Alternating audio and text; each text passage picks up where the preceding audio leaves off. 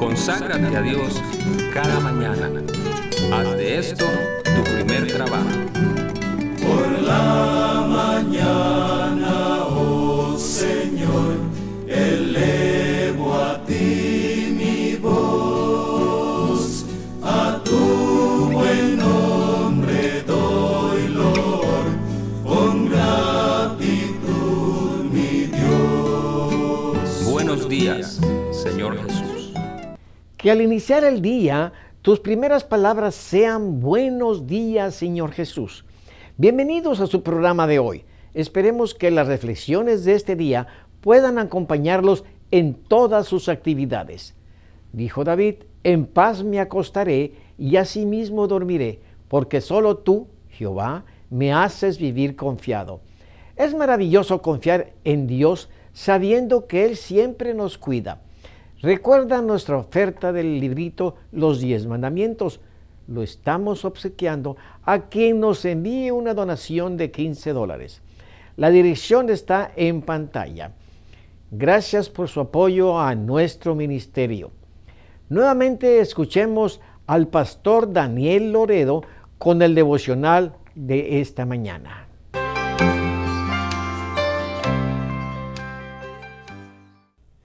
La claridad del alba anuncia un esplendoroso día y procuramos comenzar la jornada con el pie derecho, consagrándonos a Dios y poniendo en nuestra mente una reflexión sobre la Biblia. ¡Qué alegría me da que estén con nosotros! Digan a sus amigos, vecinos y familiares que se unan al círculo de estudio y oración que se reúne en torno a este programa, donde tratamos de comprender mejor la Biblia. No estamos defendiendo ninguna doctrina, ni recibimos apoyo de ninguna iglesia. Tratamos de entender la palabra de Dios y por eso los invito a pedir la iluminación del Espíritu Santo.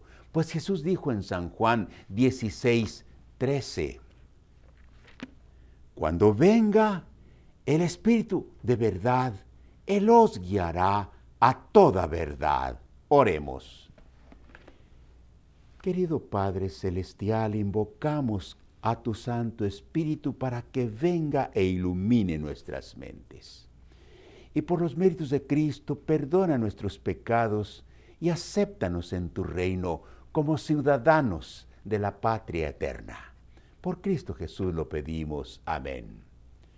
Abramos la Biblia en Apocalipsis 2, 18 al 20.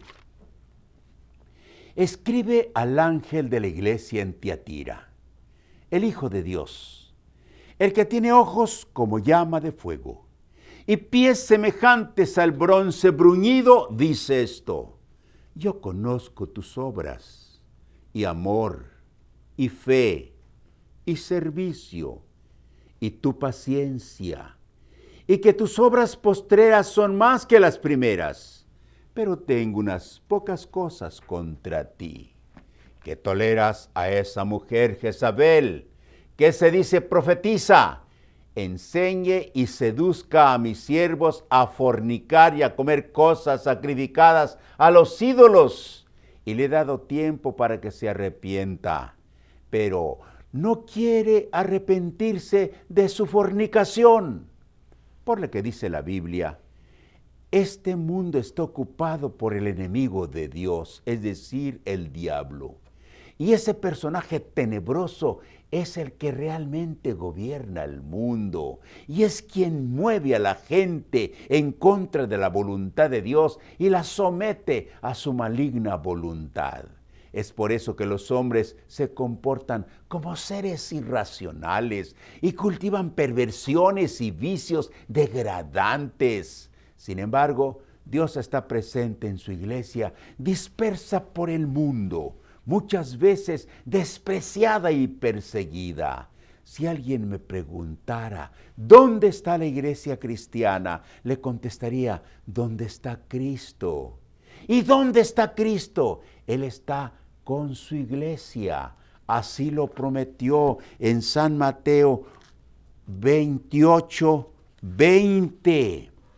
Estaré con vosotros todos los días, hasta el fin del mundo. Y en San Mateo 18:20, Jesús dijo, porque donde estén 2 o 3 congregados en mi nombre, allí estoy yo en medio de ellos. ¿Y cómo podemos distinguir a los cristianos verdaderos de los que se dicen ser cristianos? Los verdaderos cristianos son los que hacen la voluntad de Dios y siguen la luz de su palabra. Pues el Salmo 119, 105 dice, lámpara es a mis pies tu palabra y lumbrera mi camino. La iglesia no es una organización rica y poderosa, no es un reino terrenal, es más bien un pueblo disperso por el mundo oscuro, guiado por la palabra de Dios y fortalecido por el Espíritu Santo. Una parte de la historia de México puede servir de ilustración. A mediados de 1800 los mexicanos se dividieron en 2 secciones, los liberales y los conservadores. Los liberales querían una república y los conservadores querían seguir siendo colonia de algún país extranjero. Y fueron a Europa e invitaron a Maximiliano de Austria, un joven y bello príncipe, quien con Carlota, su hermosa esposa, se trasladó a México, apoyado por el gobierno francés. Tomó posesión del castillo de Chapultepec como emperador de México, y el presidente Benito Juárez salió de la capital y se convirtió en presidente peregrino. Vivió en varias ciudades en donde se instalaba su despacho, y era un presidente sin palacio de gobierno ni ejército formal, pues su ejército eran grupos de guerrilleros dispersos por el país, movidos por un ideal, una patria libre y un Estado que garantizara los derechos individuales, entre ellos el de la libertad religiosa. Francia mandó un ejército de 5,000 soldados bien armados a consolidar el dominio. Pero los grupos de guerrilleros dispersos y los patriotas dispuestos a defender la libertad se juntaron y derrotaron en la ciudad de Puebla, ante el asombro del mundo, al ejército más grande de esa época o más poderoso de esa época. Pues nadie esperaba que los mexicanos fueran capaces de resistir a una de las potencias militares más fuertes de su tiempo. Algo así pasa con la iglesia. Está esparcida por el mundo en aparente desventaja, unida por la bendita esperanza del establecimiento del reino de los cielos. Pues Tito 2:13 dice, aguardando la esperanza bienaventurada y la manifestación gloriosa de nuestro gran Dios y Salvador Jesucristo. En tiempos de la iglesia de Pérgamo se instaló la apostasía, cuando el cristianismo se convirtió en un reino terrenal. En tiempo de la iglesia de Tiatira, la apostasía floreció y dominó, y las persecuciones se reanudaron.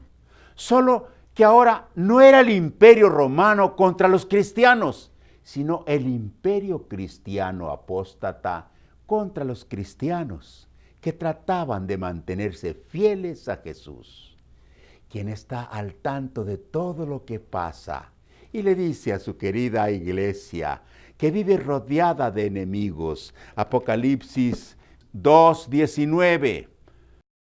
Yo conozco tus obras, y amor, y fe, y servicio, y tu paciencia, y que las obras postreras son más que las primeras. Le dice lo contrario de lo que le dijo a la iglesia de Éfeso.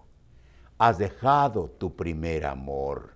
Tiatira es la única iglesia a quien Jesús reconoce que ha mejorado. Jezabel gobernaba, pues dice el versículo 20, pero tengo unas pocas cosas contra ti, que toleras que esa mujer Jezabel, que se dice profetiza, enseñe y seduzca a mis siervos a fornicar y a comer cosas sacrificadas a los ídolos. Y hemos dicho en otras ocasiones que las figuras usadas en el Apocalipsis son sacadas de pasajes históricos del Antiguo Testamento. Jezabel fue la esposa del rey Acab. Era una mujer dominante y era el poder detrás del trono, pues ella mandaba al rey. No era judía, era pagana y se dedicó a perseguir a los profetas y sacerdotes israelitas con la intención de cambiar la adoración a Jehová por la adoración a Baal. El profeta Elías fue con el rey y le dijo que no llovería por 3 años y medio y salió corriendo a esconderse. Primera de Reyes 17, 2 y 3. Y vino a mí palabra de Jehová diciendo, apártate de aquí y vuélvete al oriente y escóndete en el arroyo de Querit, que está frente al Jordán.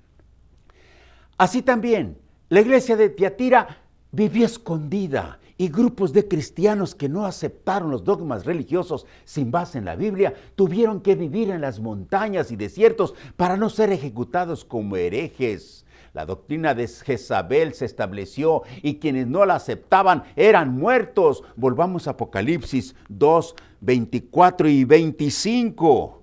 Pero a vosotros y a los demás que estáis en Tiatira, a cuantos no tienen esa doctrina y no han conocido lo que ellos llaman las profundidades de Satanás, yo os digo, no impondré otra carga, pero lo que tenéis, retenedlo hasta que yo venga. Mi querido amigo y buen hermano, vivimos en un mundo dominado por las fuerzas del mal, pero no tienes que perderte. El camino está trazado, la lámpara está a tu alcance y el Espíritu que guió y consoló y fortaleció a los cristianos en épocas pasadas y más oscuras que las nuestras está a tu disposición. Oremos. Aquí estamos, Señor, rodeados de tinieblas, de engaños y trampas. Que tu Santo Espíritu nos guíe hasta el fin del camino. Por Cristo Jesús lo pedimos. Amén.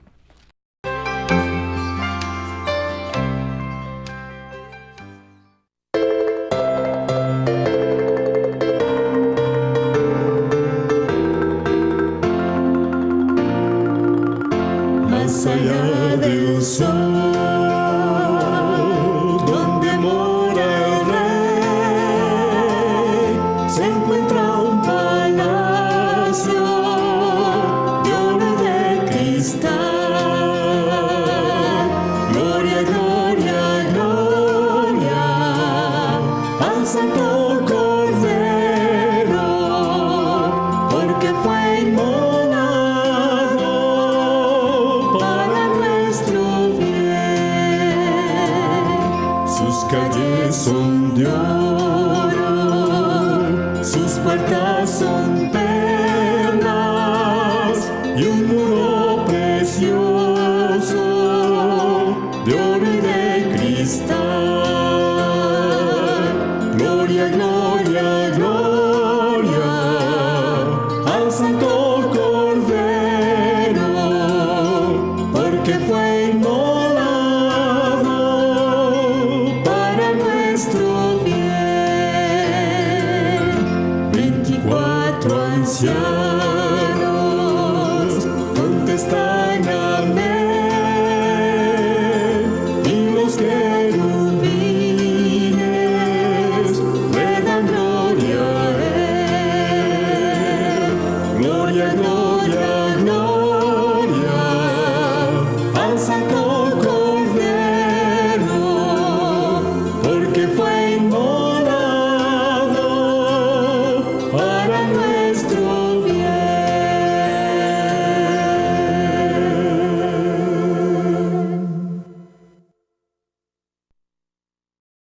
Buenos días, queridos amigos y hermanos. Gracias por sintonizar su programa Buenos días, Señor Jesús. Bienvenidos a este momento de reflexión. Quisiera compartir con ustedes unos pensamientos acerca de nuestras elecciones. Muchas veces hacemos buenas elecciones, pero a veces también hacemos malas elecciones.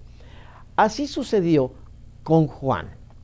Este hombre llamado Juan heredó una gran cantidad de tierra, pero el testamento estipulaba que tenía que elegir entre una propiedad en Chile y una propiedad en Brasil. Escogió la propiedad en Brasil. Si hubiera escogido en Chile, habría recibido una propiedad en la que acababan de encontrar uranio, plata y oro, pero habían escogido Brasil. Cuando llegó a Brasil tenía que elegir entre recibir su herencia en una plantación de café o en una plantación de árboles de nuez.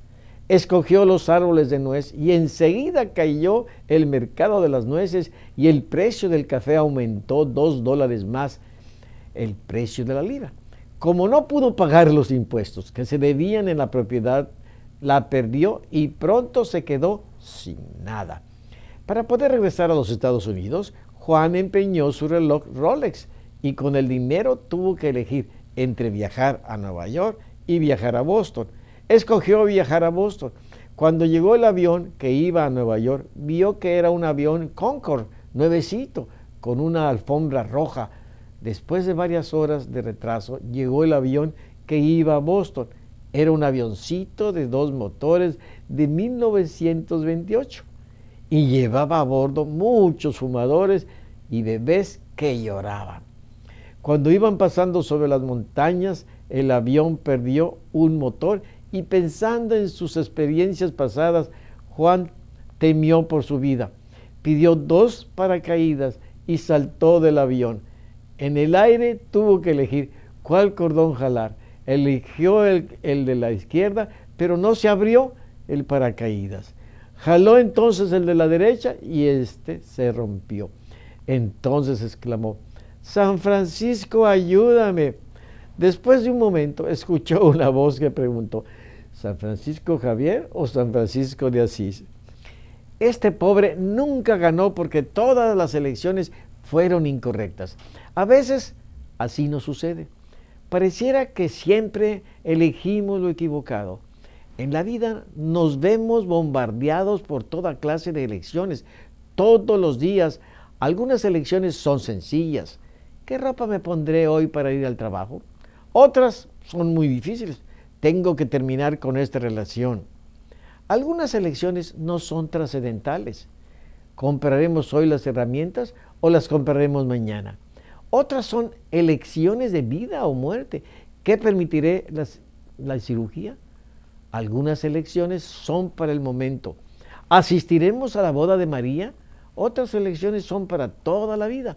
¿Con quién me casaré? Siempre estamos decidiendo.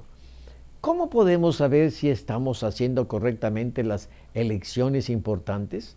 Lo primero que debemos hacer es preguntarle a Dios. ¿Cómo le preguntamos a Dios?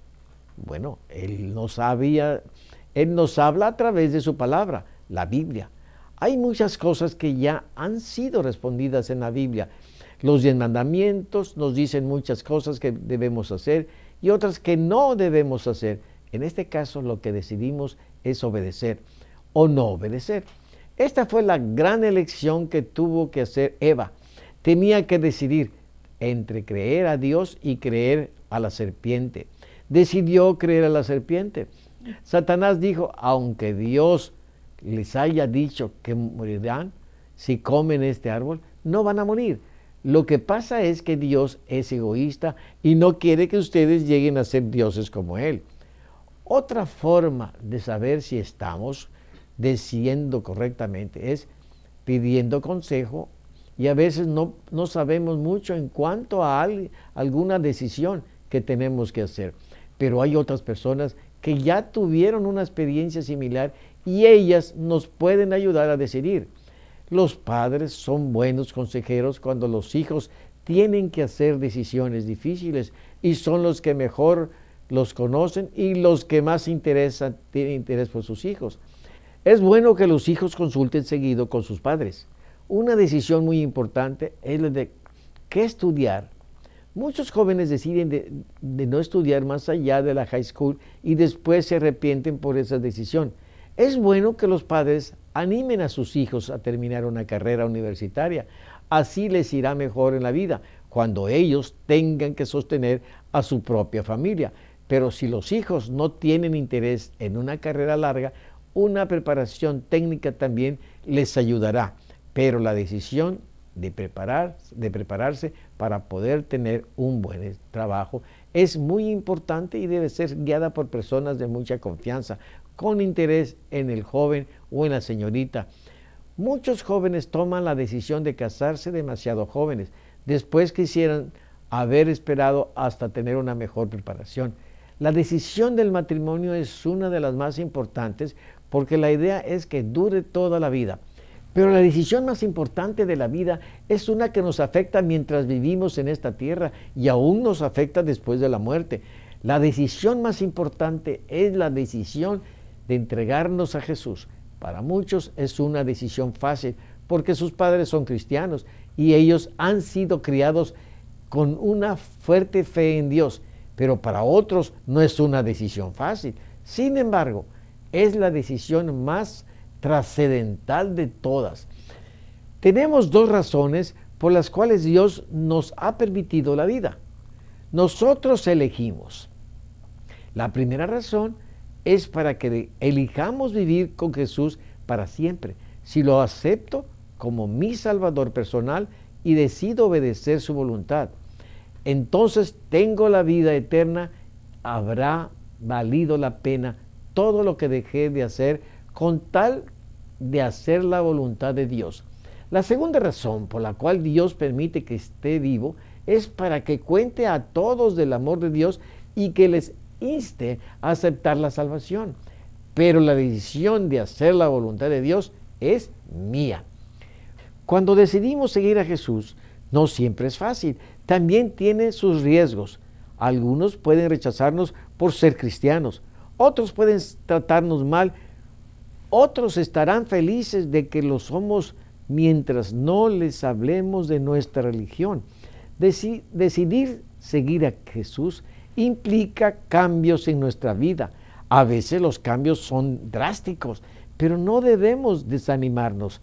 Dice el canto, he decidido seguir a Cristo. No vuelvo atrás, no vuelvo atrás. Aunque a veces encontremos problemas, no hemos de volver atrás. Cuando tengamos problemas, Dios nos ofrece su ayuda. Si escogemos a Jesús primero, las demás decisiones serán más fáciles porque tendremos su ayuda para elegir correctamente. Al final de la jornada de la vida, uno tiene tiempo de sentarse y reflexionar en todo lo que uno ha hecho, en lo que uno ha experimentado, en lo que uno ha aprendido con cada incidente de la vida. Se adquiere un poco más de sabiduría. Sería muy conveniente comenzar la vida con el conocimiento que hemos adquirido al transitarla, pero todos comenzamos sin experiencia. Mi consejo a los más jóvenes es: acérquense a sus padres, acérquense a los más viejos, acérquense a los que tienen más experiencia y pídanles consejo. No traten de aprenderlo todo en cabeza propia. Hagan uso del aprendizaje vicario. Aprendan de los demás lo que han tenido que aprender a los golpes y les irá mejor en la vida. Que tengan una buena jornada. Que Dios les bendiga y que les ayude a hacer buenas elecciones. Ahora sí estamos listos para enfrentar nuestros deberes. Pero antes, nuevamente aparecen en pantalla los capítulos del año bíblico. Si usted está tratando de terminar de leer la Biblia en un año, tome nota. Gracias por estar con nosotros en esta ocasión. Que Dios les bendiga.